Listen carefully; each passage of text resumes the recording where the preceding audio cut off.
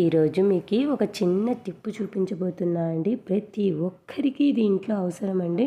మనం ఎప్పుడైనా జర్నీలకు వెళ్తూ ఉంటాము. అలాంటప్పుడు మోషన్స్ కాకుండా ఏం చేయాలి అంటే మోషన్ రాకుండా ఏం చేయాలి అంటే ఇలా చిన్నది పెన్నం తీసుకొని దాంట్లో ఊరిక ఆయిల్ లేకోకుండా ఆవాల గింజలు వేసానండి. అవి చిటపటలాడుతూనే నీళ్లు పోస్తున్నాను. నీళ్లు పోసాక ఒక 2-3 మినిట్స్ బాయిల్ చేయాలండి. ఇలా చూడండి, ఆయిల్ అస్సలుకు వేయకూడదండి. మీ ఇంట్లో ఇలాంటి పెన్నం లేకపోతే గంటె తీసుకొనైనా చేసుకోవచ్చండి.